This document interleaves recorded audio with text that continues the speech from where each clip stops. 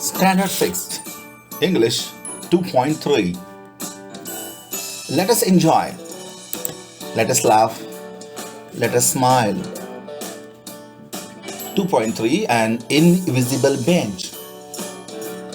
Let us read and understand the new words. Aman walks on stage and squats down as if he is sitting on a bench that is invisible. There are two new words. Let us understand their meanings first. दोन वेगळे शब्द आलेत. Squats. उजव्या चित्रामध्ये आपल्याला एक मुलगा अर्धवट बसलेला दिसतोय गुडघ्यात वाकून. So is sitting half way and his knees R bending. त्याचे गुडघे गुडघ्यात वाकलेला आहे तो आणि खाली बसायचा प्रयत्न करतोय अर्धवट. That is called squatting. And the second word is invisible. Invisible म्हणजे न दिसणारा, अदृश्य. Vision, visible and invisible. म्हणजे विजन म्हणजे दृश्य, विजिबल म्हणजे दृश्यमान दिसणारं आणि इनविजिबल म्हणजे अदृश्य. ही खूप गमतीदार गोष्ट आहे.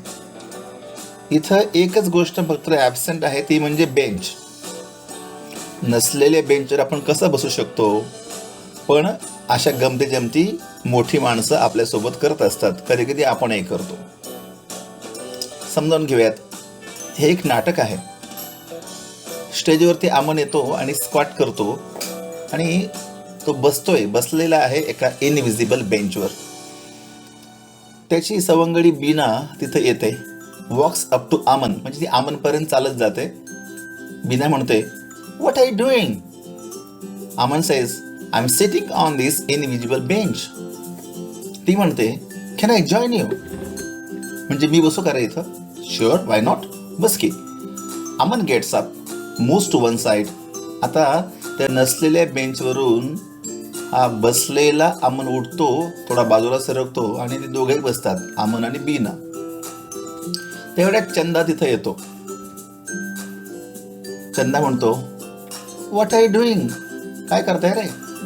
We are sitting on this invisible bench. म्हणलं, अरे आम्ही या अदृश्य बाकावर बसलोय. तो म्हणतो, मी पण बसू का? Can I join you? Aman आणि बीना म्हणतात, sure, why not. Aman and Bina get up. ते उठतात. Move to one side. Move म्हणजे हलणे, सरकणे. ते बाजूला सरकतात. All three sit down again when Dinesh and Ekta walk up to them. हे झाले तिघे. आणखीन दोघे तिथं पोहोचतात. त्यांची नावं आहेत दिनेश आणि Ekta. His name is Dinesh and her name is Ekta. Dinesh आणि एकता म्हणतात, what are you doing guys? What are you guys doing? इथं गाईज हा शब्दाचा अर्थ समजून घ्या. म्हणजे मित्रांनो, गड्यांनो, सवंगड्यांनो, तुम्ही काय करताय रे? तिघेही सांगतात. कोण कोण? अमन, बीना आणि चंदा काय म्हणतायत? We are sitting on this invisible bench. Dinesh आणि एकता म्हणतात, can we join you? Aman, Beena आणि Chanda they say, sure. Remember, they all know that there is no bench at all. तर सगळ्यांना माहिती आहे की बाक नाहीच आहे. But still they invite each other and they sit. They get up, move a little to one side. All five children sit down forming a line. आणि आता हे पाचही जण एका सरळ रांगेत बसले त्या बाकावरती. फॉर्मिंग अ लाईन म्हणजे त्यांनी एक ओळ केली आहे. So it's a very funny picture. All of them are squatting. There is no bench and still they are sitting on it. तेवढ्यात तिथं फारुख नावाचा एक मुलगा आहे. तो थोडासा मस्तीखोर आहे, थोडा चेष्टेखोर आहे. Farukh walks on stage.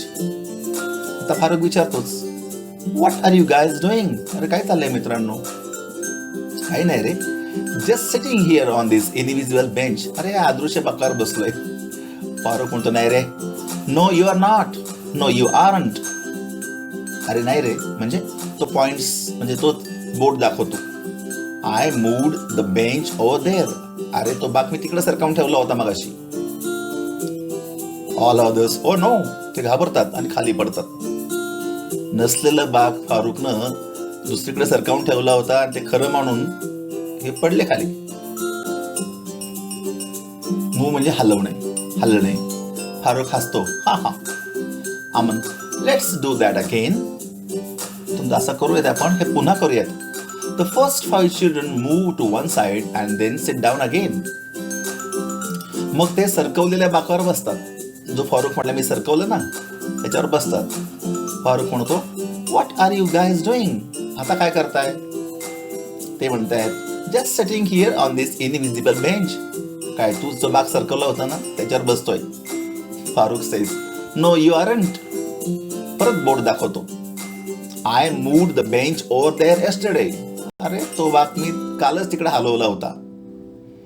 Aman म्हणतो, अरे but I moved it back here this morning. नाही, तू तो परवा सरकवला होता ना काल, तो मी इथं आज परत आणून ठेवला होता. फारुख म्हणतो, बरं आहे बाबा, okay, no problem, then it's all right, can I join you? अरे असं असलं तर मी पण बसू का? अमन म्हणतो, sure. They all sit down in a line. आणि आता हे 6 जण एका नसलेल्या बाकावर बसतात. They sitting in on an invisible bench. Farukh म्हणतो, I have an idea, let start again. म्हणजे गंमत करायची करे, लेटस म्हणजे चला करूयात. We start again. Gets up, walks away and runs up to the children again. तो पळत जातो लांब आणि परत इकडे येतो. विचारतो, what are you guys doing? काय करताय? सगळे म्हणतात, as usual sitting on this invisible bench. अरे काय, तू सरकवलेल्या बाकावर बसले ना आम्ही. फारुख म्हणतो, oh no, I had just finished painting that bench. अरे अरे अरे अरे अरे त्या बाकाला मी का रंग लावला होता. सगळे घाबरतात. ऑल अदर्स, अरे बापरे, stand up and wipe the imaginary paint off their back sides. हे सगळे पटकन उभे राहतात आणि तो काल्पनिकच रंग आहे ना बाक आहे ना रंग आहे, पण त्यांना ते मजेनं खरं वाटतं. ते तो इमॅजिनरी पेंट आहे काल्पनिक, तो पुसतात. वाईप म्हणजे पुसून काढणे, ऑफ म्हणजे वरून पुसून काढणे. त्याच्या कपड्यांच्या वरचा, त्या पॅन्टला लागलेला, स्कर्टला लागलेला तो रंग ते पुसायची ॲक्टिंग करतात फक्त. अमन पुन्हा म्हणतो, let us do that again. Okay, they all sigh. So Aman, Bina, Chanda, Dinesh Ekta sit down on the imaginary bench. पुन्हा बसतात.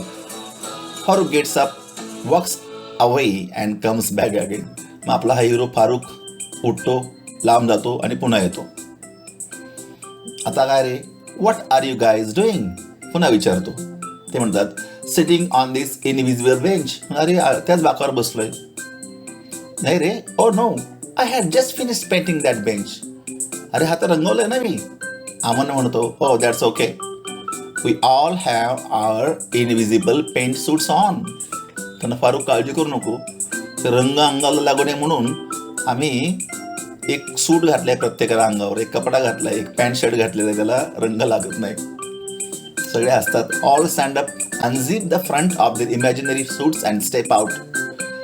तर काय करतात सगळेजण, अनझिप म्हणजे उघडणे, झिप म्हणजे ते चेन लावणे, आणि अनझिप म्हणजे उघडणे. हे सगळे पुढचा तो भाग जो आहे त्यांच्या त्या कपड्यांचा तो अनझिप करतात आणि त्यातून बाहेर येतात.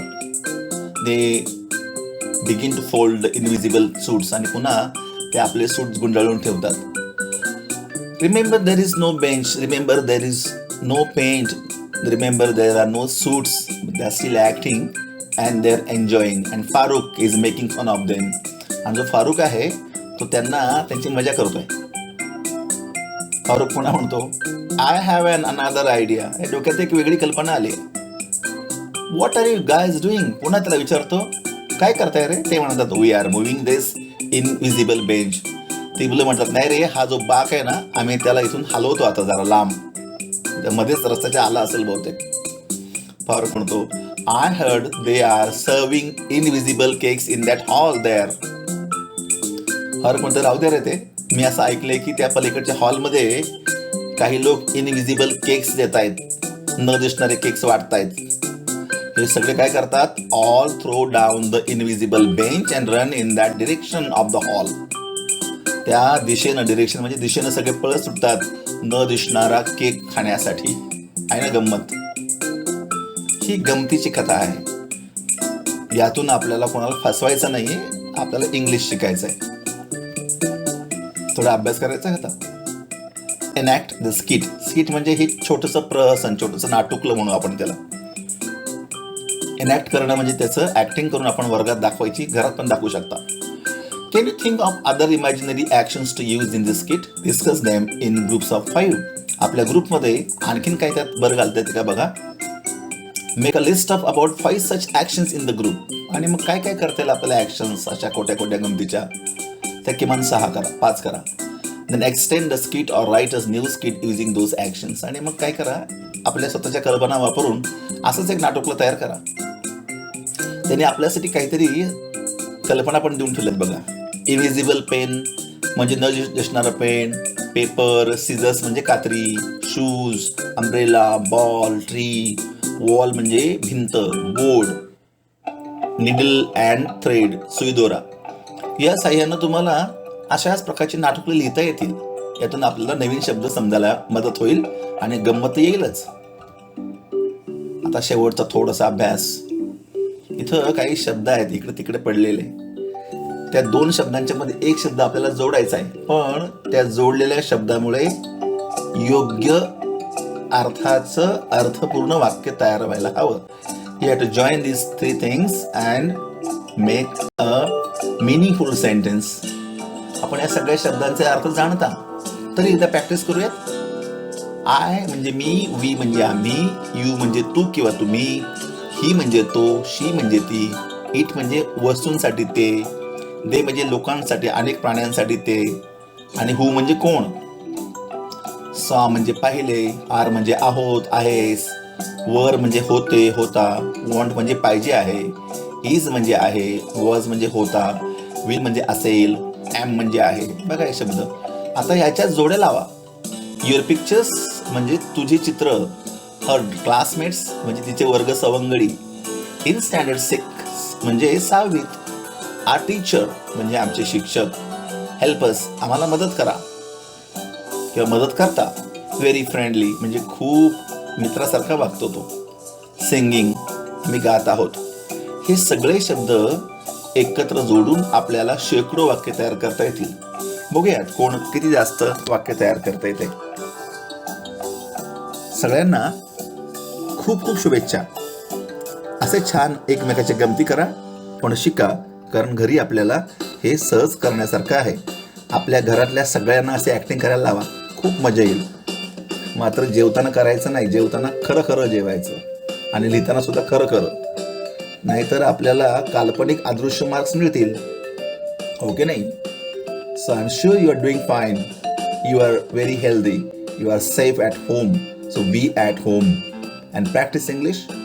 Try to learn new words and what is more important, use them in your daily routine.